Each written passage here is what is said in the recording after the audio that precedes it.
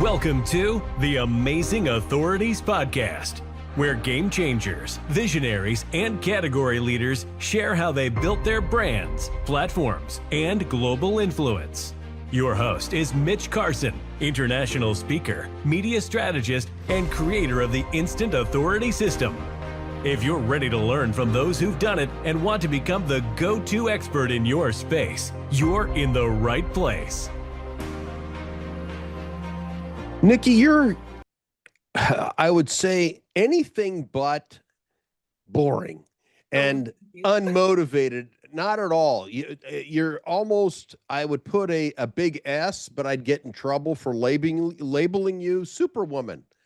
You've done a lot in your life. We found out that you also earned an S. You lived in Singapore.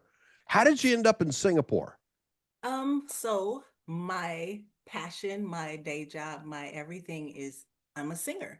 And Okay. so I got offered an opportunity to go and perform with a band in Singapore, and I took it, and then I didn't leave. So that's How long were you there? A year. I was there. Okay. Yeah. Okay. So you're on a work visa for a year. Yeah. And then I had an opportunity to go back, but I didn't know if the place I was gonna. This is gonna make you laugh. The place they wanted me to play was called the Pink Pussycat. So, Okay. I'm gonna stay. And I had moved back to Chicago briefly because that's where I'm from originally. But it was between Singapore and LA, so I chose to come back to LA. And which do you prefer? I'm an LA native myself, so that's between Chicago and LA or Singapore and LA. All three. Well, I love Chicago. That is my home. That is my grounding, my foundation, but I will never live there again. But between Singapore and LA, it's really a tie. I really love Singapore. And I always tell people, if you want a perfect United States, go to Singapore because it is that they speak English, like that's their first language. You have access to everything there that you do here, but the crime, nothing, just all the things that we have here does not happen there. So yeah, I don't know. It's iffy, but I love where I live too, because I'm right on the ocean. So Right. Well, yeah, I know you're in PV, which is one of the nicest areas of LA, I'd have to say. yeah. And as I shared, I went with my high school and played against former Mirror Est High School, and we got our butts kicked, but it was a nice drive home. Bit somber because we lost, but it was beautiful to go through. And I know it's a horse community and zone for that. So you've also written a book. So you were started as a singer. That's your heart and your passion, I presume. That's hard to take away from it.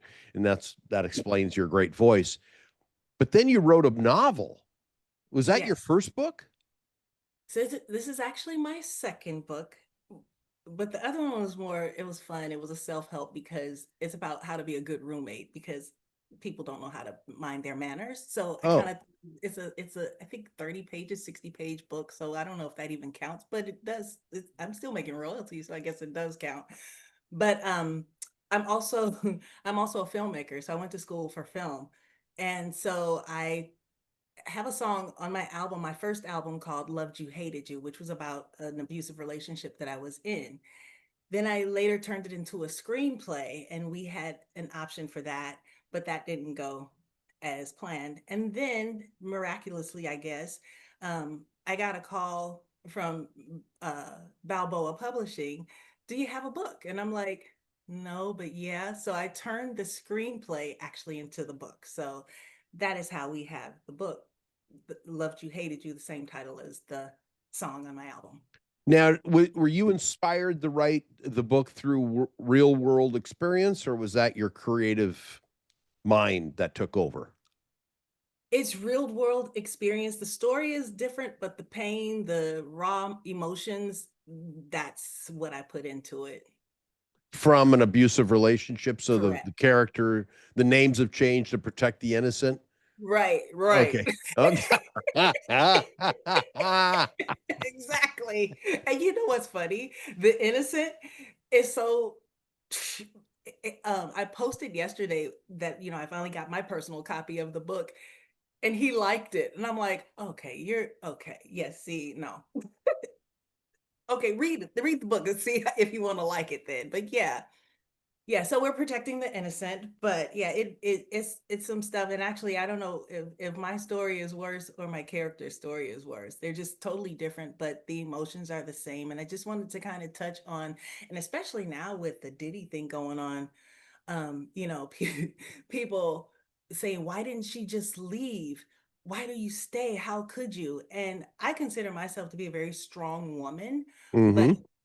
and I don't think I come off really naive or that you can do that to me. But this relationship happened to me at a time in my life. I had just lost my mom. I had just moved. My mom passed away 11 months after I moved to LA. So I had no support system. Here he comes, right? And then you just you kind of You go got and sucked in. I got sucked in, and you go down that rabbit hole. And he was very good at, I'd come home. We didn't live together, but he had keys to my house, and I'd have rose petals from the hallway to the bedroom to this. But then, yeah, so it would that's how they lure you, Diddy, right? So you think, oh, he really does love me. Oh, there's a good side to this person. Oh, maybe we see all these good things, but they're not delivering the good things consistently. So it's hard. It's hard. And then if you have things going on where your insecurity is just low, you're stuck. Because you're waiting for that good high again, Correct. recapturing that initial high the first time you Right. take that hit, hoping that you're Yep. going to feel that buzz again Yep. of the Exactly. heart. Yeah, I get it. Yeah. I get it. And I've had a relationship like that also. One Yeah. that I knew she was poison. Yeah. Yeah. And it's really hard. And if I'm honest, that relationship, we lasted 7 years of that, Uh huh. but it even extend because we never lost contact. Clearly, he's still on my Facebook page, right? So we never lost contact, but but I was going through a divorce when my son was born, and he was going through a divorce. So that was 18 years ago, right? And he invited me to his home, and we still tried to rekindle this. So it's like it's still, what is that hold? I'm good now, but you know what I mean? Up until 18 years ago, I'm still having these conversations with this guy. That's crazy. I found for me, I've had two relationships other than my divorce too. I got one of those. I married a lawyer, and she knew how to unmarry me. But after that, yeah, that was very successful on her part. Another story I could be on your podcast to tell you that story, she, but since then, I would say I've had two relationships where I was hooked emotionally and knew though intellectually this person is so wrong for me. Yeah. And I made the decision. The only or the smartest decision I made was when I got counsel from somebody who's independent, didn't have any emotional investment. Hmm. Total absolute separation from that person needs to happen. Blocking on any social platforms, blocking in any way in your life. There is no, oh, we're just good friends now. Is Right. what do you think about that advice since you wrote a book and you've experienced this and I mean this is pretty heavy. It is pretty heavy. And if I'm going to be honest, Of I course you're going just to be honest. I'm asking. I just ended a 6-year relationship that I was in probably 4 years too long.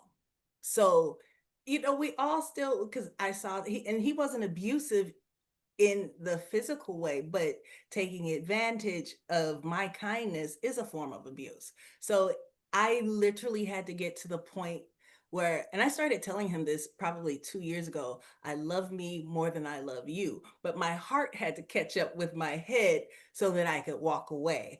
And so that's what I finally did. I have not blocked him, but he is very clear on we're not together. We don't even have conversations. And now I'm finding the last time I did talk to him, I had such an attitude like, ugh, why are you calling me? So I don't think he even wants to talk to me anymore. But I do think for some people, they have to draw those tight boundaries, because it's such a slippery slope. They say that one thing, give you that one look that got you in the first place. And oh my God, like, well, I mean, they said they changed, and I'm seeing something like we rationalize that, right? So yeah, if you need to completely block and cut it all the way off, then that's what you do. I think I'm at this point in my life, I don't need to block you unless you're continually harassing me. But I'm good at setting the boundaries. I'm getting really good at setting boundaries right now. And so I'm not blocking anybody unless you just keep going after I tell you no.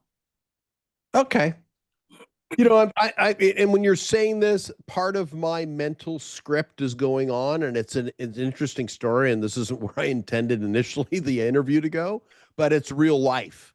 This is Hmm. real life, and we all go through this. I think I still am in contact with a woman I was in a relationship after my divorce 18 years ago. I got divorced 19 years ago, and Hmm.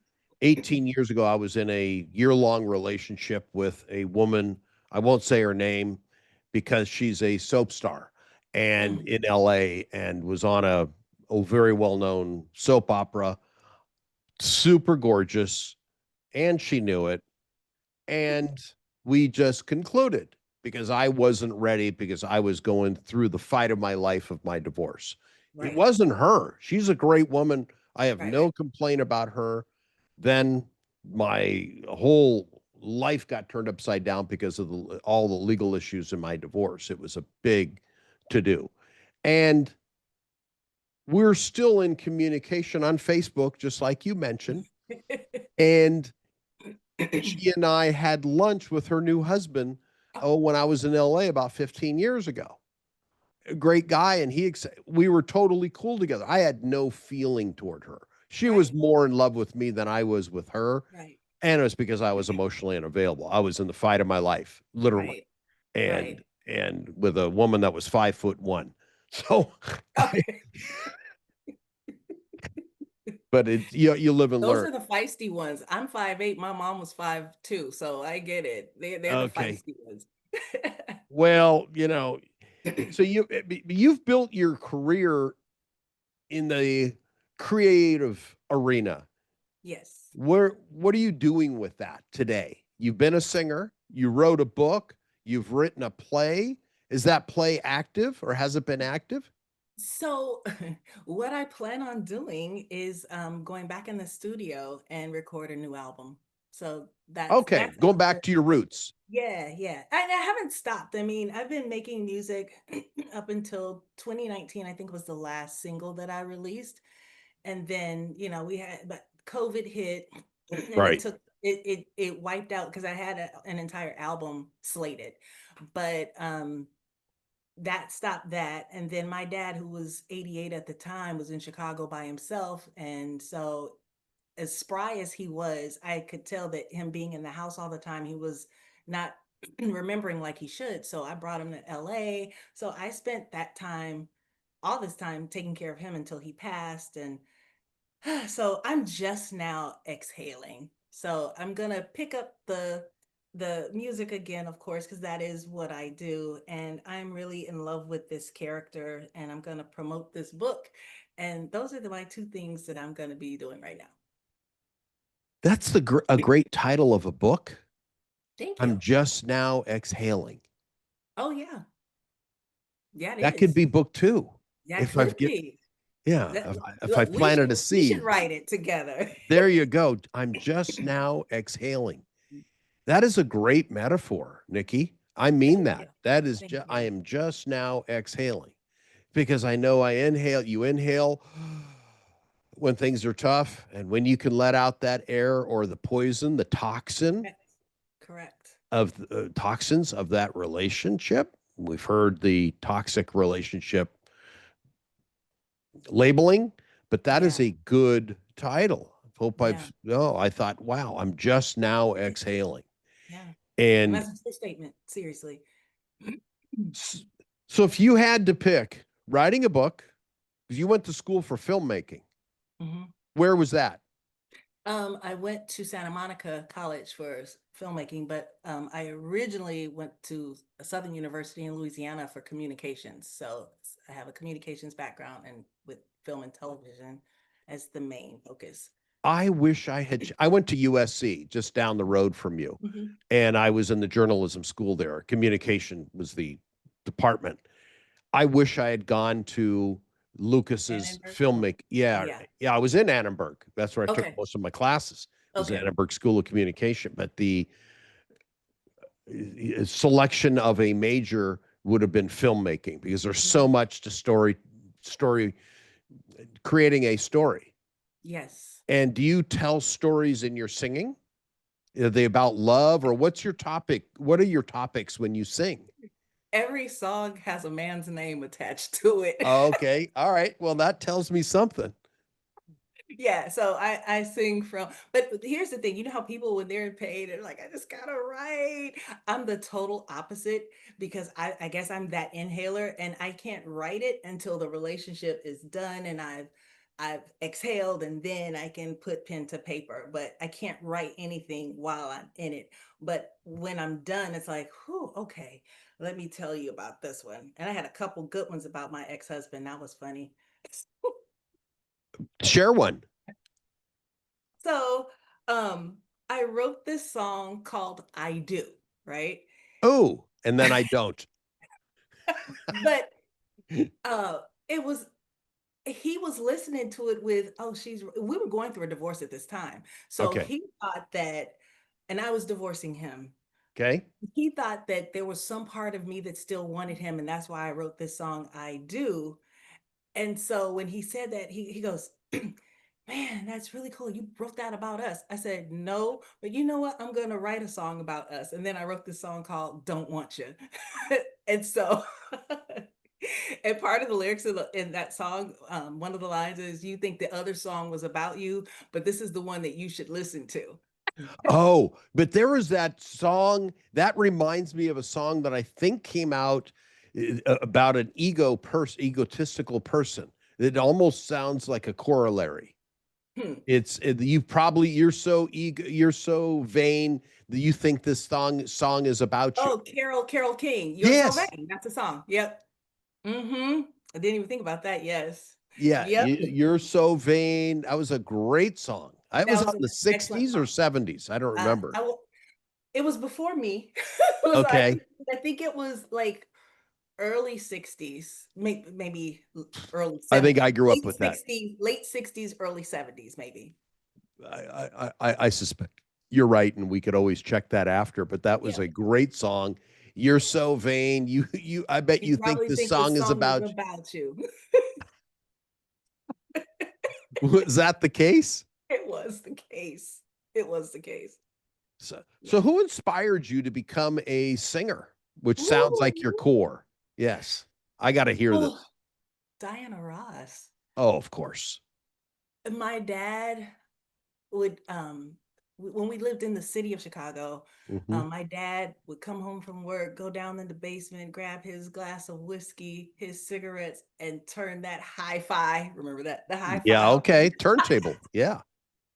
And he would just play. His guy was Al Green, but Oh, of course. when he played Diana Ross, I'm downstairs. And it was just the emotion. She sings with emotion, not a lot of runs, not a lot of frill, just emotion. And so, I'll tell you a funny story. We were driving from Chicago to New York because that's where my dad's from.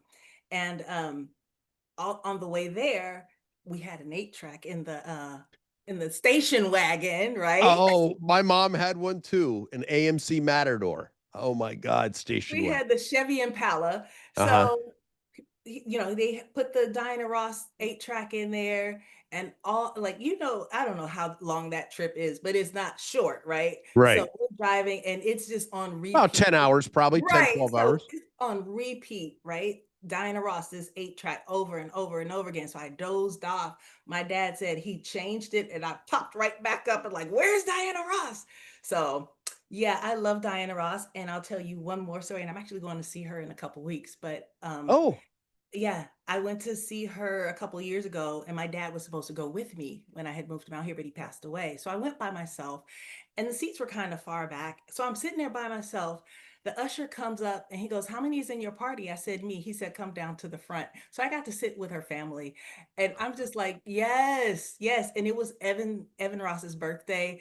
It was great. Yeah, it was great. Who's I Evan? her son, her Oh, son. her son. Yeah, yeah.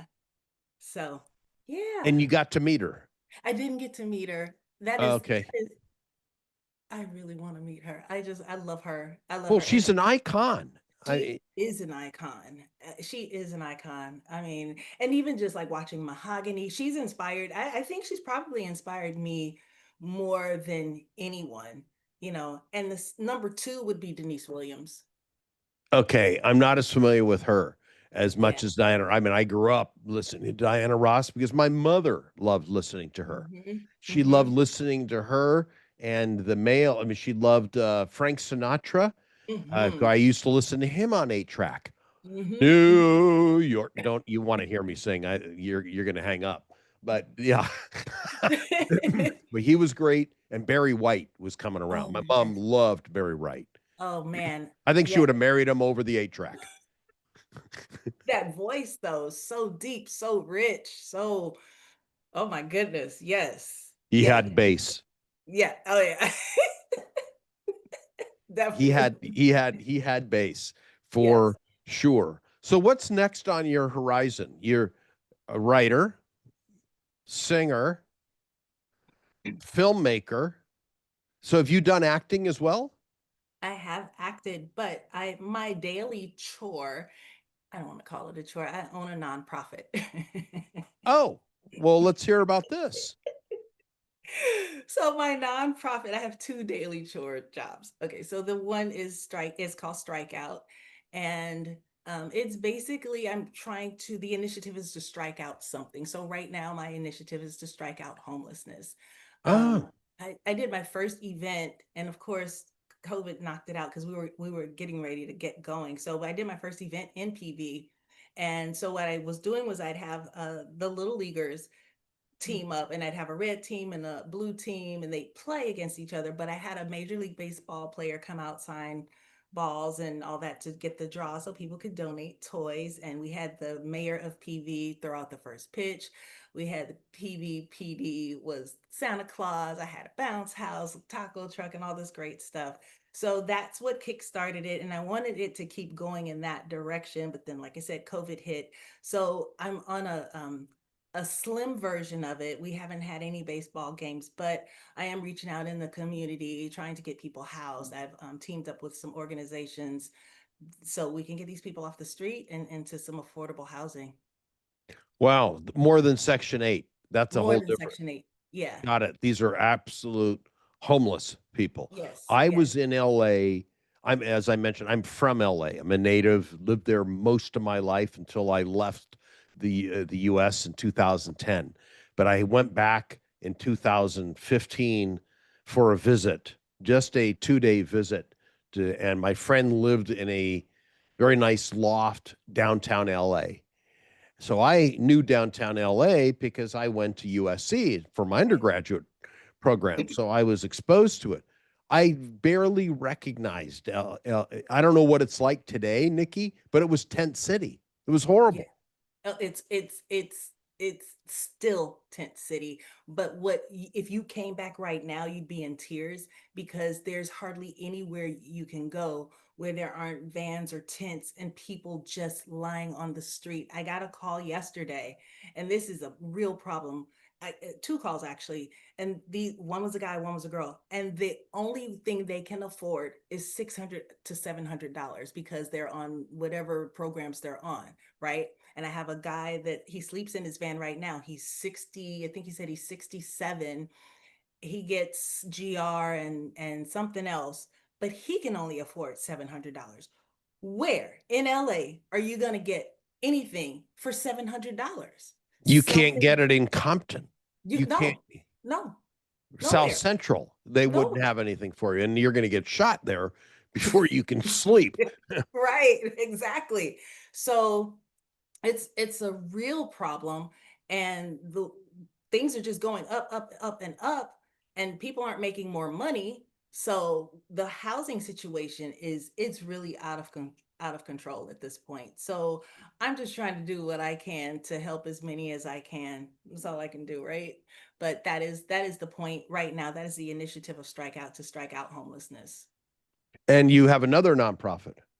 It's not a nonprofit. It's my baby that I built during COVID, and it's called the Empress Company, where I get my woo-woo stuff going. So I sell crystals and incense and all that little stuff. Yeah. Okay. So incense, crystals, what else when you say little stuff? Um, I sell clothing, jewelry, all the stuff that the new agers like. And tie-dye? Yup. Yup.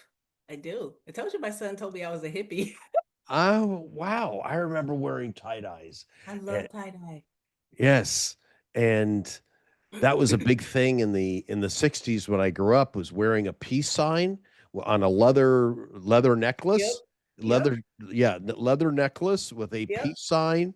And I just thought I was the coolest because my Yep. mom, I guess everybody touched on being a hippie until they realized that showers are underrated. Sure, it's nice to clean yourself, and the hippie lifestyle is appropriate for some, but not everybody. And that's it. So you're a hippie in 2025, but you look like you've showered. I do shower. That's good to know. Well, Thank you. actually, I don't shower. I'm a bather. I like to sit in the tub, and I'll sit there for 4 or 5 hours. Okay, That's but my thing. then you have to shower off. Yeah, then you still have to shower. You got to rinse it off. Yeah, you got to do that. Let's. So where can what is your goal now? You've got your mission with your nonprofit. Right. You have your passion with your other site where you sell, let's just say, new age would be new age products. Yeah. How do you spell that? NEWAGE. New age. New age. New age. You're talking about what is my company called? Yeah, no. Where website for the new age It's products? theempresscompany.com. Theempresscompany.com, where you Mm-hmm. sell the new age products. Okay. We'll have Correct. to check that out. And then Yeah. are you going to make a movie? I have 6 screenplays sitting on my desk right here. So yes, I would love to make a movie.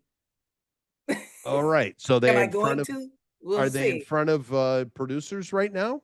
Not right now. Loved You, Hated You actually was at one point, and then it was I had a production development deal with that, and actually a TV show that I created. So, you know, Hollywood, it's like yes until it's no, and so there it is. You're in the hotbed. You're Yep. close enough to Hollywood, and they're Yep. all over LA. The studios are there. That's Yeah. a tricky business. And how would you recommend someone approach it who's got an idea like yours and wants to get it read? I mean, we know the story about Rocky Sylvester Stallone. He was a porn actor and then went mainstream a little bit later. I did not know he was a porn Oh actor. yeah. Oh, you didn't know What? that? I did not know that. If Oh, I did like this, but I don't think so. oh yeah. I mean, Oh, wow. I'm not, this isn't gossip. It's fact. It's Right, right, part of right. his Yeah, story. no, I But yeah, believe you. I yeah. didn't know that though. Yo, Adrian. Yeah, there's, come on in, breakfast, but it's something. Yeah, he was in the arts, but in a different Right. section of the arts. A different category. Different category. Yeah. People ask me this all the time because I've done so many different things across so many different platforms. But if I'm honest, I really just got lucky. I moved out here August 18th, 1989. 3 days later, I was in my cousin that I was staying with had a friend that was a singer. I ended up doing background vocals for him. He played it for somebody, and it just that went that way. But I was working at I think the West Side Pavilion or Okay. or the Della Alma Mall. One of them. I worked at both of them, but I was there, and this woman came in. Now I'm from Glenwood, Illinois. You've never heard of it, right? But you might. The Pope's dad was our superintendent. That's what it was. Ah, But she came in with this Warner Brothers jacket on. And I'm like, oh my God, like I've never seen anybody with like this is the closest I've ever been to Warner Brothers, right? And I asked her about it while I'm trying to sell her some shoes. And so she told me she doesn't work for Warner Brothers anymore. She used to. She works for Martin Sheen. And Mm. we kept talking, and then she asked me, I was in school, so she said, what are you going to school for? Film and television. So I sold her a pair of shoes. As she's walking out the door, she handed me her card. She said, when you're ready to come over to the film side, call me. I called her the next day. I started working for Symphony, I think it was Symphony Films at the time. That was Martin Sheen's company. Meanwhile, that same time, I got hired at Solar Records because I applied there. I wanted to work with Babyface. So I left Martin Sheen and went to Solar Records. And so that just kind of created that synergy for me where I was just in position to meet people and say, hey, I want to do this. And then that channel would kind of open up. So I just know people and make calls. So that's not typical, right?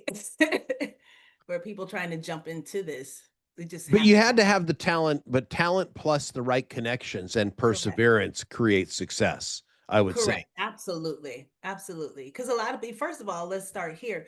The average person, I'd never been to California a day in my life. I got in my car and drove out here, a female at 20 years old.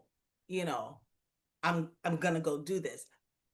Everybody thought I was crazy. You know what I mean? But I was that determined to do this. And so I think when you put it out there and you make that action, the doors are gonna open up for you somehow, some way. So it's crazy, determination, and knocking on doors, and one of them's going to open.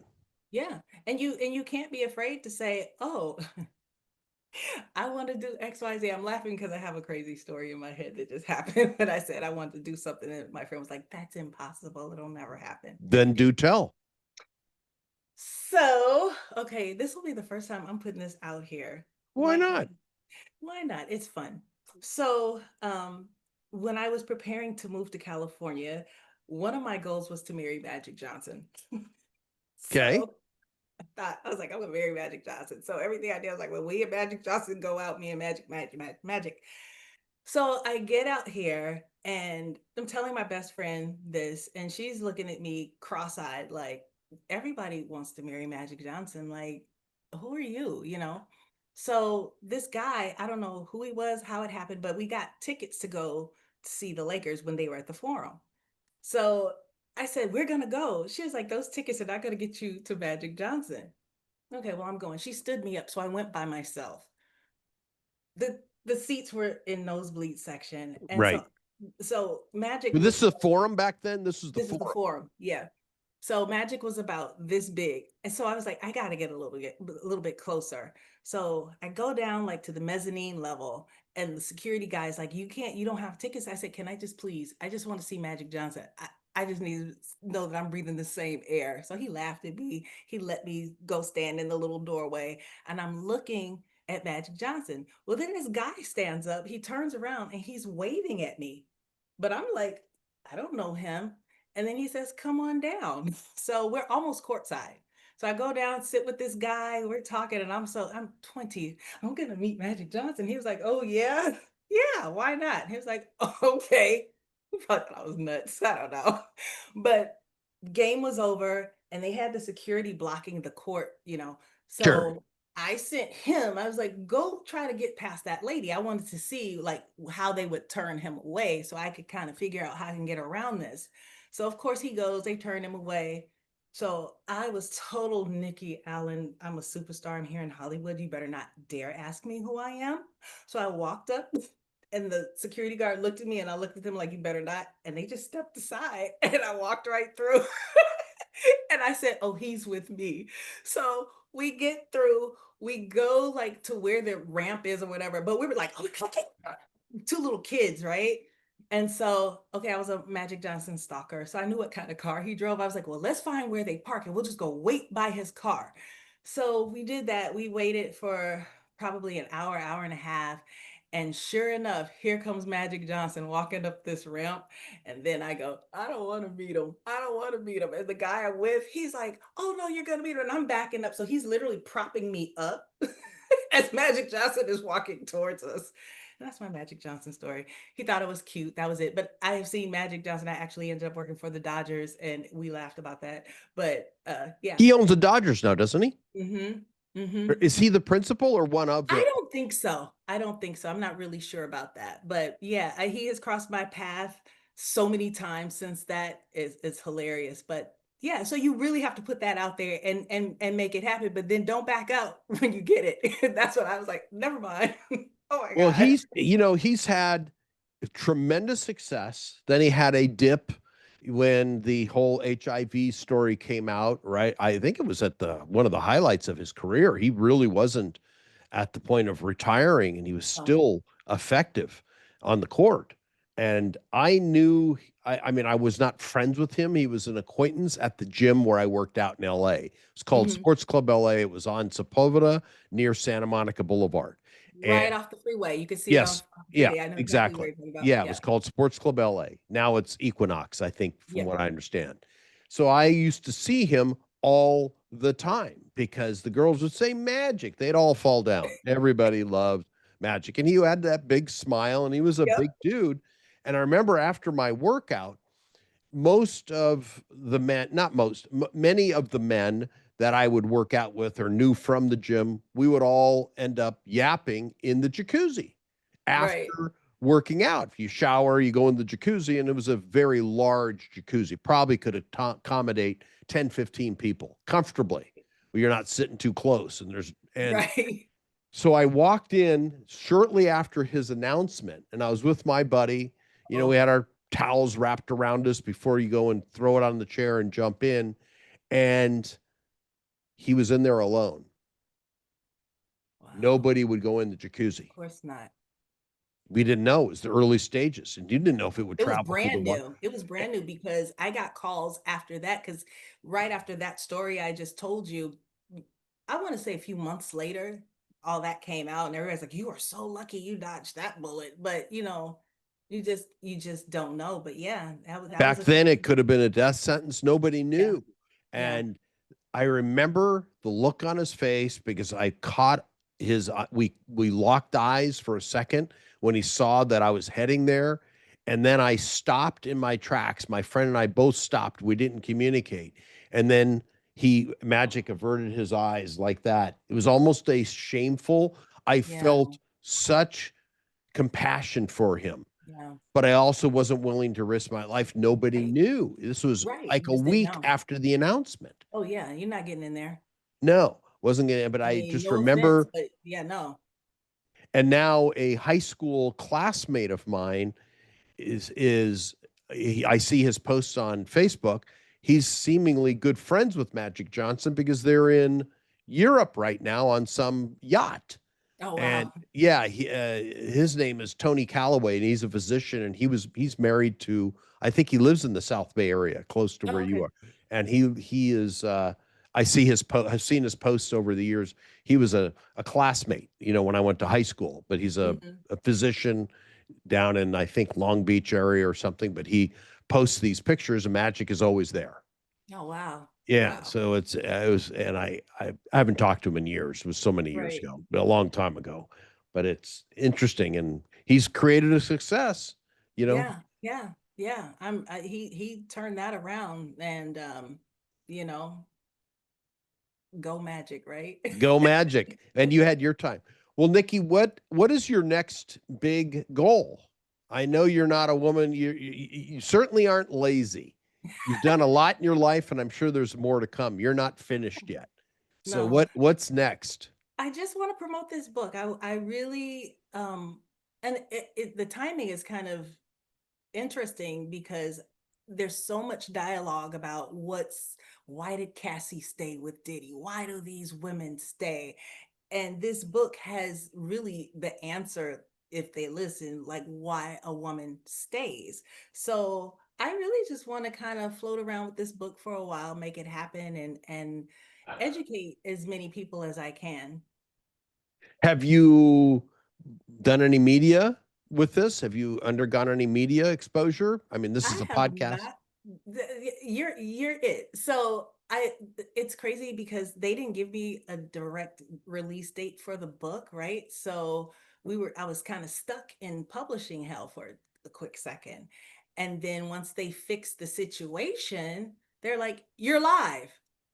Okay. So I really wasn't prepared, but that I have a publicist now. So, we're gonna start prepping to get stuff going. So you have a publicist to help you with the exposure. And who are you Yes. published by? Is it It's Balboa Press, which is a division of Hay House. Oh, good. I was going to say house. Yeah, they're into that whole thing. Yeah. Okay, that's great. So where can they buy the book? On Amazon? You can buy it on Amazon. I think Amazon, they're still putting it in there. They gave me I think it'll be in there in about a week or so, but you can buy it directly from the Balboa Press, but I have a link on my website if they want to. And what's your website? officialnikkiallen.com. NIKKIA, 2 L's, EN. Yep. I know Allen can be spelled about 3 different ways. Yep. So It's like a Nikki, so yeah. and yeah, well, there you go. All right. Well, great. I wish you the best of luck with your book. Thank And you. when is book 2? That's always the question I ask authors. Oh because you no, don't know. so there's a part 2 to this Love You Oh, Hate You. okay. So I'm going to and it's actually a screenplay as well. So I'm gonna turn it into a novel to follow up with this one. See, Okay. the answer Well, for you. great. Well, thank you for being a guest today. And Thank I you, look Mitch. forward to interviewing you when your next book comes out. Awesome. And part Thank 2. you. So we'll have that Yes. happen. Nikki, Yes. thank you so much for your time. Thanks for tuning in to the Amazing Authorities Podcast. If today's episode inspired you, take a moment to subscribe, rate, and leave a review. It helps more experts like you rise to the top. For behind-the-scenes access and free resources to boost your authority, head to mitchcarson.com. Until next time, stay amazing.